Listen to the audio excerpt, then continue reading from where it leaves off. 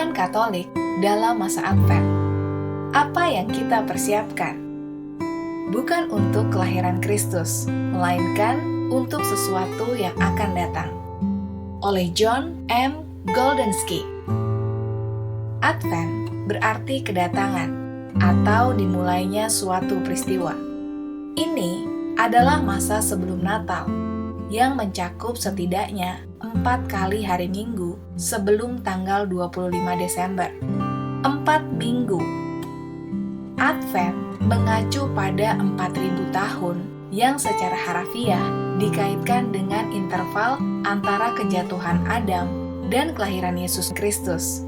Ketika sebagian besar umat Katolik berbicara tentang Advent, mereka menyebutnya sebagai persiapan untuk Natal. Dan itu tidak sepenuhnya salah, karena perayaan peringatan kelahiran Tuhan membutuhkan persiapan. Namun, mari kita akui bahwa dalam memperingati kelahiran Kristus, kita sebenarnya sedang mengingat sebuah peristiwa masa lalu. Yesus lahir lebih dari 2000 tahun yang lalu.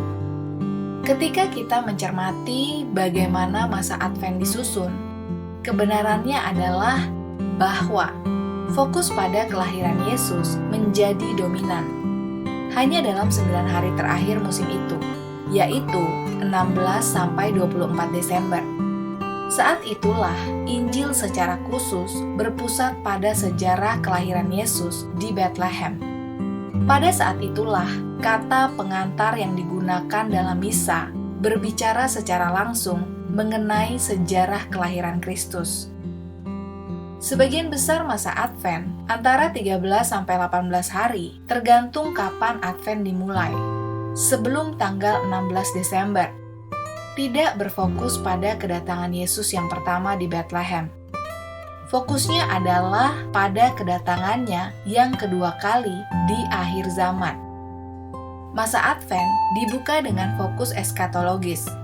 Dalam pengertian itu, masa ini melanjutkan fokus eskatologis dari minggu-minggu terakhir masa biasa. Minggu ke-33 masa biasa dan minggu pertama masa Advent selalu memiliki motif penghakiman, baik kedatangan Tuhan kembali di akhir zaman, atau masa biasa, atau kebutuhan untuk berjaga-jaga dan bersiap dengan tenang untuk kedatangan itu, atau masa Advent. Hari Raya Kristus Raja menyatukan keduanya, sebab Yesus adalah Raja alam semesta. Kita perlu mempersiapkan diri bukan untuk peristiwa yang sudah berlalu, tetapi untuk peristiwa yang akan datang. Itulah sebabnya dalam setiap misa, setelah doa Bapa Kami, imam berdoa agar kita dibebaskan dari kejahatan untuk menantikan kedatangan Yesus kembali dengan harapan yang penuh sukacita. Saya pernah ditanya, apakah masa Advent masih merupakan masa pertobatan? Dulu jelas demikian, meskipun beberapa orang saat ini masih bingung. Ya, jubah imam berwarna ungu adalah warna pertobatan. Namun, beberapa latihan rohani di masa lampau, seperti misi, retret, jam pengakuan dosa yang diperpanjang, tampaknya telah menghilang. Dan jika Anda bertanya kepada seorang ahli hukum kanon, ia akan memberitahu Anda bahwa masa pertobatan gereja adalah setiap hari Jumat sepanjang tahun dan masa Prapaskah. Nah, spiritualitas Katolik yang kokoh dimulai dengan teologi Katolik yang baik, bukan hukum kanon. Hukum ada untuk melayani iman dan penggunaannya oleh umat Katolik. Jadi, apakah masa Advent masih merupakan masa pertobatan? Jawabannya, ya, dalam artian bahwa semua waktu adalah waktu pertobatan. Umat Katolik dipanggil untuk bertobat secara terus-menerus, sebab Pertobatan adalah aspek yang terus-menerus dari kehidupan Kristen. Ada saat-saat dalam hidup kita ketika pertobatan mungkin memiliki fokus yang lebih besar, dan saat-saat lain ketika pertobatan memiliki fokus yang lebih rendah. Tetapi, tidak ada saat di mana perhatian terhadap pertobatan dapat diabaikan. Sebab Yesus memanggil kita untuk menjadi sempurna, seperti Bapa Surgawi yang adalah sempurna. Seperti dalam Matius 5 ayat 48. Itu adalah sebuah tugas yang terus-menerus.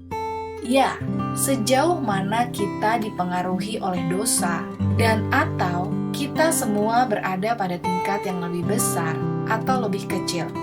Dalam hal itu, kita semua dipanggil untuk bertobat.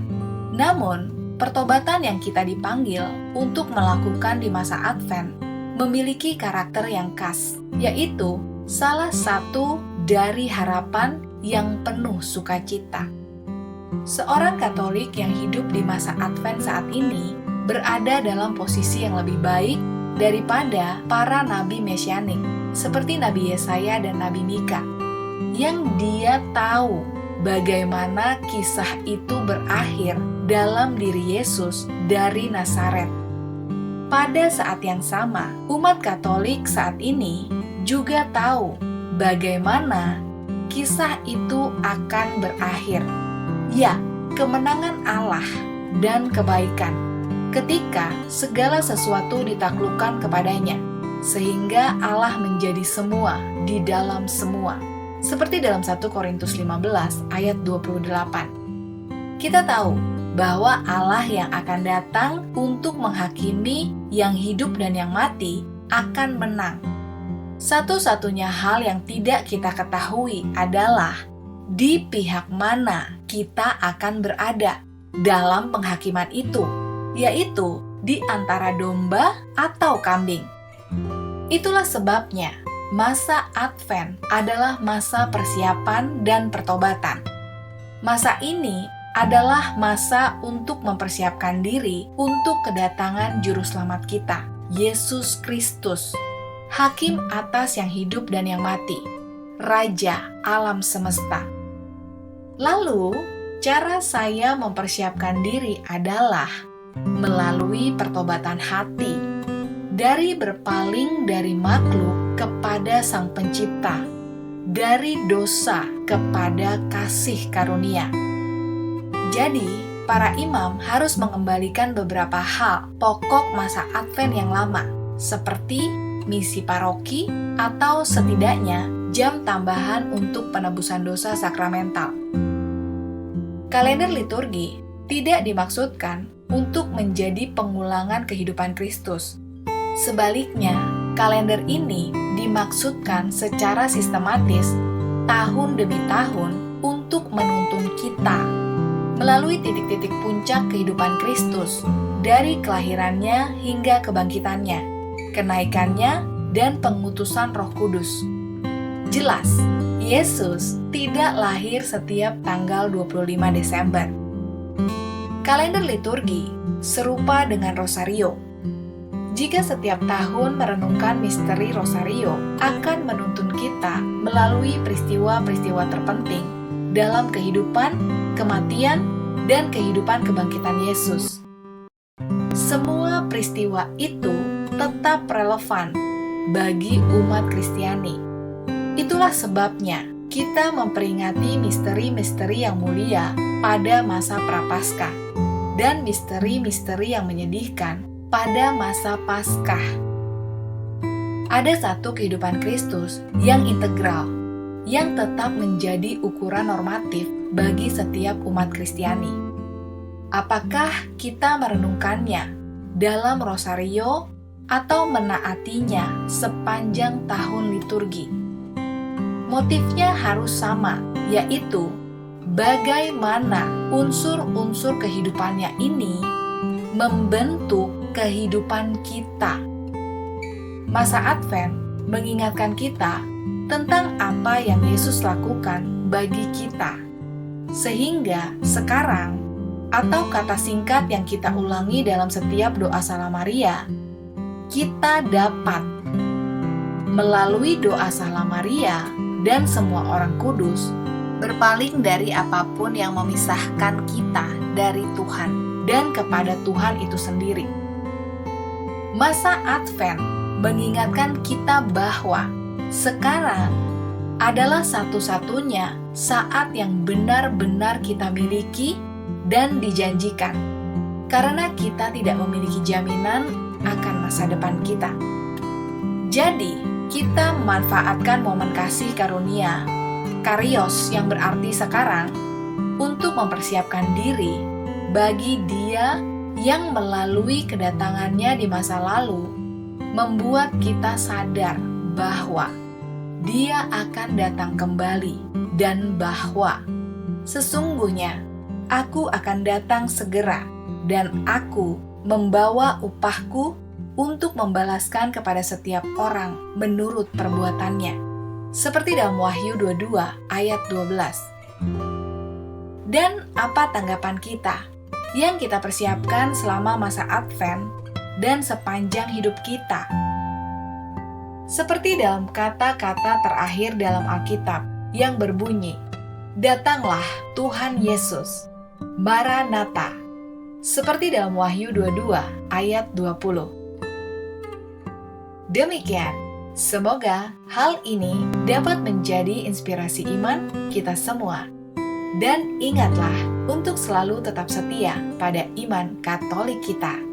Sampai jumpa lagi bersama saya, Benedikta. Salam sukacita.